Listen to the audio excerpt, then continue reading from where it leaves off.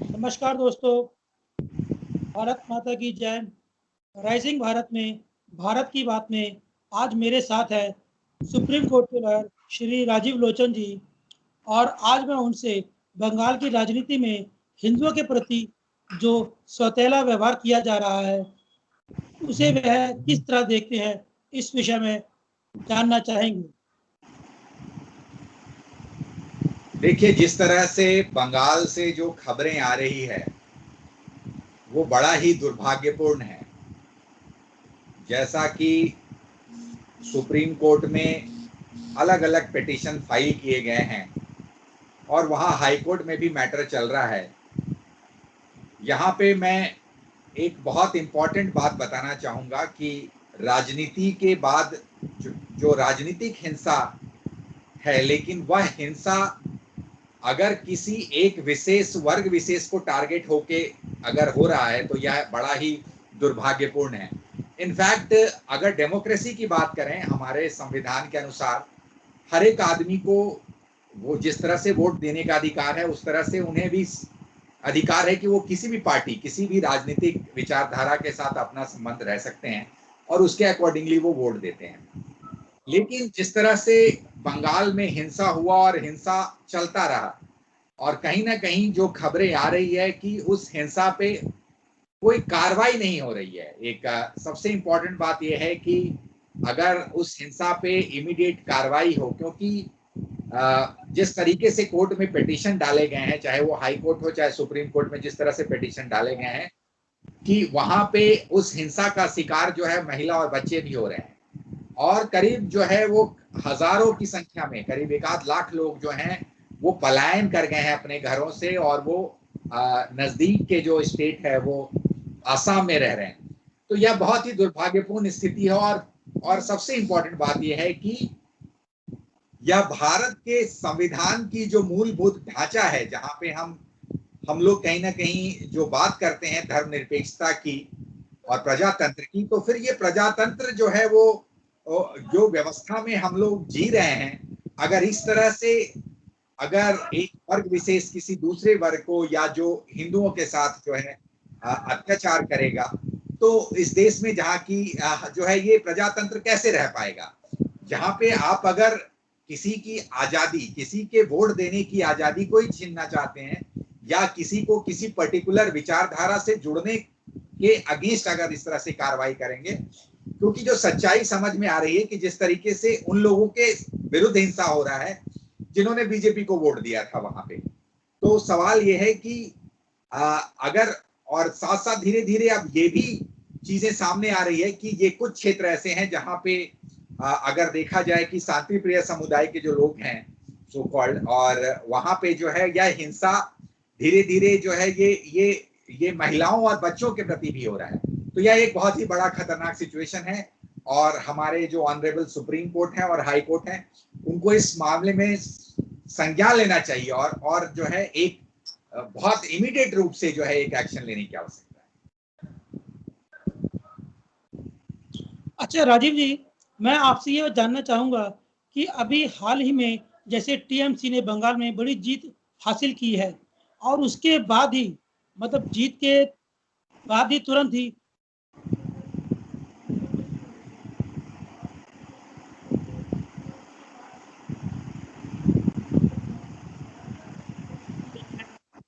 और ये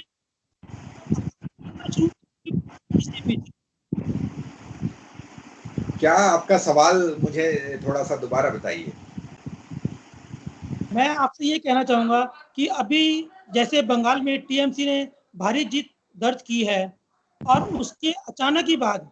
हिंदुओं के ऊपर ही मतलब स्पेशली उन्हीं के ऊपर ही अटैक किया जा रहा है, उनके घरों को लूटा जा रहा है, उनकी स्त्रियों के साथ बलात्कार किया जा रहा है। तो ये टारगेट जो है केवल हिंदुओं को बनाया गया है, इसके पीछे कोई सोची समझी साजिश है, राजनीति है, क्या चीज, इससे आप क्या कहना चाहेंगे? यस, यहाँ पे एक चीज जो है मैं आपको समझाना चाहूंगा कि ऐसा क्यों हो रहा है। देखिए, दो चीजें आपको समझने वाली बात है कि बंगाल में राजनीतिक हिंसा का पुराना इतिहास रहा है, नंबर 1। दूसरी सबसे इंपॉर्टेंट बात है कि बंगाल के कुछ क्षेत्रों में जहां पे जो है जो मुस्लिम पॉपुलेशन है वो ज्यादा हो गया है। मतलब एक परसेंटेज जो है जहाँ पे अगर आप डेमोग्राफी की बात करें तो आप उस एरिया में देखेंगे कि जहाँ पे वो मेजॉरिटी में चले गए हैं। और ऐसी स्थिति में क्योंकि जहाँ पे जो बांग्लादेश से लगता हुआ जो बॉर्डर्स हैं वो एरिया जो है, और उस एरिया में ही जो है ज्यादातर दंगे हो रहे हैं, जो खतरनाक एरिया है जहाँ पे दूसरी सबसे इंपॉर्टेंट बात ये समझने वाली बात है कि नॉर्मली ये जो ममता बनर्जी की जो पार्टी है टीएमसी ने बहुत भारी जीत है।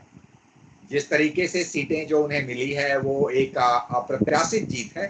तो जीत की खुशी को उन्हें एंजॉय करना चाहिए और उन्हें बेहतर गवर्नेंस देना चाहिए, ताकि लोगों की सेवा करनी चाहिए, ताकि लोगों के बीच में उनके सरकार की एक अच्छी छवि निकल के आए, और उनको एक बहुत अच्छा मौका जनता ने दिया है। लेकिन क्योंकि अब वो किसी पार्टी की मुख्यमंत्री नहीं है, अब तो वो पूरे राज्य की मुख्यमंत्री हैं। और जिस तरह से अगर कोई भी क्रिमिनल एक्ट अगर उनके राज्य में होता है या कोई भी जो है काम संविधान के विरुद्ध होता है, तो कहीं ना कहीं उनकी जिम्मेवारी जो है वो उनके ऊपर आएगी। लेकिन इसके विपरीत जो है दंगा एक दिन नहीं, 2 दिन नहीं, वो दंगे की प्रक्रिया चलती जा रही है और अभी तक जो है कोई ठोस कार्रवाई इस दिशा में नहीं हुई है। अब मैं एक राजनीतिक एनालिसिस भी यहाँ पे आपको देना चाहूंगा कि कहीं ना कहीं ऐसा लगता है इस बार जो वोटिंग के जो डेटाबेस आए हैं, जो परसेंटेज आए हैं, उसमें आपको मैं एक अगर देखा जाए तो मेजॉरिटी ऑफ जो हिंदू पॉपुलेशन है उसने बीजेपी को वोट दिया है और मेजॉरिटी ऑफ मुस्लिम पॉपुलेशन ने टीएमसी को वोट दिया है। अब इसको या एक मुश्त मुस्लिम, पूरी की पूरी मुस्लिम पॉपुलेशन ने एक मुश्त जो है वो टीएमसी को वोट दिया है। अब आपको एक छोटे से स्टैटिस्टिक को अब ये समझाने के लिए मैं एक और डिटेल बताता हूं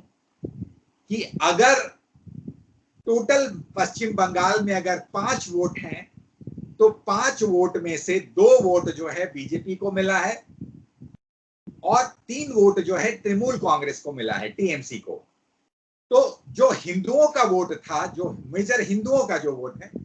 क्योंकि बीजेपी को मुस्लिम वोट मिलने का कोई वो नहीं है, मेजॉरिटी चांसेस बहुत कम होते हैं, तो जो मुस्लिम वोट है वो 2 वोट जो है वो टीएमसी को मिला है और 1 वोट हिंदुओं का वोट टीएमसी को मिला है। अब सवाल ये है कि एक राजनीतिक सोच के बारे में धीरे धीरे, अगर आज की डेट में स्टैटिस्टिक है, आज की डेट में डेटा जो है वो ममता बनर्जी के सामने है कि वो इस बार जो सत्ता में आई है वो मुस्लिम वोट की वजह से, उनकी एक मुश्त वोट की वजह से वो सत्ता में आई है और उन्हें कहीं ना कहीं ये लगता है कि हिंदू वोट जो है उनसे खिसक गया है। तो आने वाले समय की राजनीति के लिए नेचुरल बात है कि जो उनकी नेगोशिएटिंग पावर है वो मुस्लिम लीडरशिप जो बंगाल में उभर के आ रहा है उसके अगेंस्ट वो कम होता जा रहा है और यही कोशिश शायद की जा रही है कि किसी तरीके से, क्योंकि अगर हिंदू वोटर उनके साथ नहीं होगा तो जो मुस्लिम लीडरशिप जो बंगाल में डेवलप की आ रही है उसके साथ वो चेक ऑन बैलेंस नहीं कर पाएंगे और ऐसी हालत में ममता बनर्जी को अपनी कुर्सी बचाना बहुत मुश्किल हो जाएगा लंबे समय तक, और यह उनके लिए बहुत ही खतरे की घंटी है। और इसी कारण से, और दूसरी बात यही है कि वो खुद भी अपनी सीट हार गई हैं, तो जो जीत की जो खुशी होनी चाहिए थी वो खुशी वहां पे नहीं है और इसीलिए कहीं ना कहीं मुझे लगता है कि शायद ये स्ट्रेटजी का हिस्सा है कि घर वापसी कराया जाए हिंदू वोटर्स का। नेचुरल है जो टीएमसी के वोटर बीजेपी में चले गए हैं वो उनको डरा के, प्रताड़ित करके या इस तरह की दंगे फसाद या जो भी घटनाक्रम करके उनको कोशिश किया जा रहा है। और ऐसे न्यूज भी आ रहे हैं कि कई लोग जो हैं वो उनके साथ शर्तें रखी जा रही है कि भाई आप टीएमसी ज्वाइन कीजिएगा तभी आप इस मोहल्ले में रह पाइएगा, नहीं तो आपको जो है वो अत्याचार झेलना पड़ेगा। ठीक है, तो इस तरीके से बेसिकली उनकी घर वापसी करके ताकि वो अपने वोट बैंक को दोबारा कंसोलिडेट कर रही है, करने की कोशिश कर रही है। और ऑफ कोर्स कहीं ना कहीं लगता है कि ये सोची समझी राजनीतिक साजिश भी हो सकती है। अच्छा राजीव जी, जो ये सब घटनाक्रम जो बंगाल में चल रहा है उन सब के बावजूद भी ये देखा जा रहा है कि ममता बनर्जी इन सभी विषयों पर चुप्पी साधे हुए हैं। और दूसरी तरफ वो ये मोदी सरकार पर लगातार आरोप लगाए जा रही हैं कि मोदी सरकार उनको काम नहीं करने दे रही है। तो इन दोनों में क्या सामंजस्य है? सवाल है कि ये जो है वो आरोप बेबुनियाद हैं बेसिकली। जो सामंजस्य, देखिए, मोदी सरकार जिस तरह से अभी यास तूफान लेके स्थिति आई, मोदी जी खुद ही गए वहां पे जो है दौरे में, और उसके बाद जिस तरह की घटनाक्रम आई कि मुख्यमंत्री जी जो हैं वो लेट पहुंचती हैं बेसिकली, और उसके बाद 10 मिनट में वो वापस चली जाती हैं। तो यहाँ पे जहाँ तक कि सेंट्रल गवर्नमेंट के कोऑपरेशन की बात है तो वो हमेशा है, चाहे वो वैक्सीन की बात हो, चाहे वो तूफान में जो है मदद की बात हो, क्योंकि इस तरह की तूफान को जो मैनेजमेंट होता है वो एनडीआरएफ टीम करती है, और वो एक नेशनल सेंट्रल बॉडी है। तो जिस तरीके से एक और एग्जांपल है, उन्होंने अपने चीफ सेक्रेटरी के लिए जो है वो एक्सटेंशन मांगा था 3 महीने, और सेंट्रल गवर्नमेंट ने एक्सटेंड कर दिया था। तो ऐसी कोई बात नहीं है जहाँ पे सेंट्रल गवर्नमेंट का कोऑपरेशन ना हो। लेकिन सवाल ये है कि अगर आप हर एक चीज में राजनीति ढूंढेंगे और आप कोशिश करेंगे सेंट्रल गवर्नमेंट की को कहीं ना कहीं टकराव दिखाएंगे और अपनी राजनीति को कंटिन्यू करेंगे, क्योंकि सवाल ये है कि सबसे पहली बात है कि जो लॉ एंड ऑर्डर है वो स्टेट का सब्जेक्ट होता है, और सबसे पहली बात है कि लॉ एंड ऑर्डर को कंट्रोल करना बहुत ज़रूरी है। और इस मामले में कहीं ना कहीं जो है वो पश्चिम बंगाल की सरकार जो है वो फेल हो रही है। अच्छा राजीव जी, मैं आपसे ये बात जानना चाहूँगा कि अभी हाल ही में लाखों हिंदुओं ने बंगाल से पलायन किया है, तो आपको ऐसा लगता नहीं है कि वहाँ पर हिंदू अपने आप को असुरक्षित महसूस कर रहे हैं? यस, असुरक्षित महसूस कर रहे हैं, और यही तो, अगर असुरक्षित महसूस कर रहे हैं इसलिए तो पलायन किया। अब तो सवाल ये है कि हाईकोर्ट भी इस बारे में उन्होंने एक टीम बनाई है कि वो जो भी घटनाक्रम हुई है उसका जो है जल्दी से जल्दी उनको न्याय दिलाया जा सके, और जो लोग कैंपों में रह रहे हैं उनको वापस। ये कोई छुपी हुई बात नहीं है ये, और मैं इस बात से सरप्राइज हूं कि मेन स्ट्रीम मीडिया इस बारे में ना चर्चा कर रहा है ना दिखा रहा है। लेकिन जो अगर जमीन की स्थिति है, जिस तरीके से जो है अलग अलग जगह से रिपोर्टें आ रही है या जो खबर आ रहा है, क्योंकि यही कारण से जो है सुप्रीम कोर्ट में करीब करीब जो है वो 2100 महिला वकीलों ने जो है एक स्पेशल पिटीशन डाला है, इस बारे में जो है कोर्ट इस बात का संज्ञान ले, और जो है जो इस तरह का सुरक्षा का माहौल जो क्रिएट हो रहा है वहां पे, उसके पर तुरंत जो है त्वरित कार्रवाई हो। अच्छा राजीव जी, अंत में आपसे एक सवाल कि पश्चिम बंगाल भारत का एक बहुत बड़ा राज्य है, और अभी जो वहाँ पर माहौल चल रहा है, तो उससे आपको कहीं ना कहीं ये नहीं लगता कि हमारे देश की अर्थव्यवस्था पर उसका काफी विपरीत प्रभाव पड़ रहा है, जो हमारे देश के लिए काफी नुकसानदेह है? यस, हमारे इस तरह की व्यवस्था जो है, सबसे इंपॉर्टेंट बात यह है कि प्रजातंत्र के लिए बहुत घातक है। जिस डेमोक्रेसी का जो आज की डेट में, अगर इंडिया भारत जो है वो विश्व का सबसे बड़ा प्रजातंत्र है, और अगर वहाँ हम अपने प्रजातांत्रिक व्यवस्था का जो है पूरे विश्व में गर्व करते हैं, लेकिन ऐसी कोई भी घटनाक्रम जो कहीं ना कहीं हमारी जो संघीय ढांचे को चोट पहुंचा रहा है, और जहाँ पे